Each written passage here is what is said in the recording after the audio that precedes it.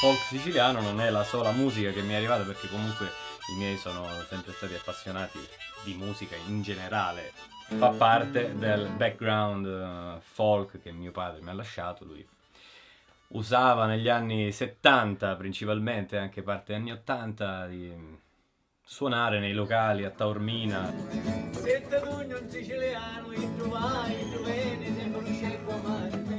È stata la prima musica, diciamo, che ho potuto ascoltare, quella folk.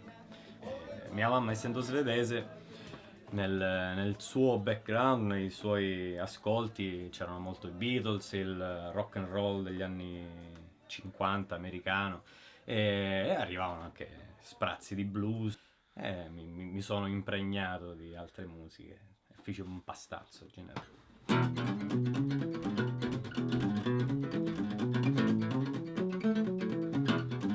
Di questo disco penso che è un'ottima idea realizzarlo, perché negli anni i suoni dei Baddy sono molto cambiati.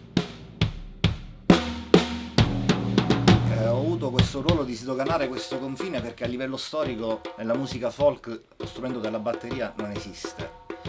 Per cui allora il problema è stato come inserirla. C'è un modo radicalmente diverso rispetto a molte altre, tra virgolette, folk band che ci sono in giro. Tanto l'introduzione di elementi pop come batteria, contrabbasso elettrico, chitarra elettrica hanno di molto ampliato il suono e l'offerta di suono della band rispetto ad altre band che ci sono in giro. E poi anche un po' la forma canzone che viene data spesso ai brani. Più prende forma il progetto e insomma sta vedendo una cosa molto interessante.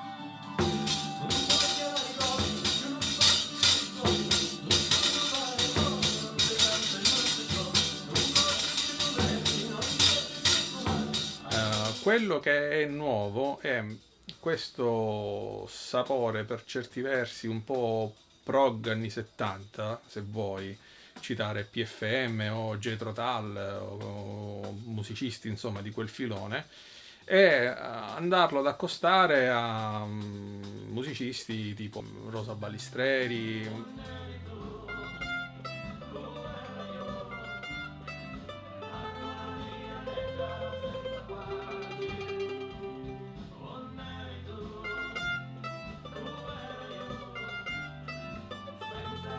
La matrice ovviamente è folk, ma c'è un po' di tutto, rock, pop, blues.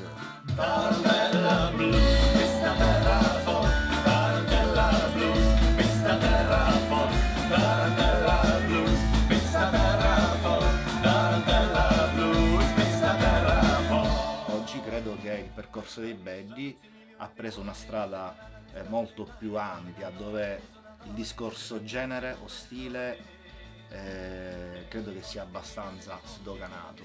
Spesso si fa l'errore che si viene etichettati, allora tu ascolti rock quindi sei così, fai folk, ascolti folk, sei in quest'altro modo, quando in realtà penso che oggi in un aspetto di intercultura c'è buona musica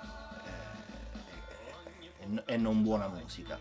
Questi brani che stiamo riproponendo sono le versioni che portiamo sui palchi, e dunque era giusto dare una rispolverata e fare una sorta di The Best con i nuovi suoni, folk music nel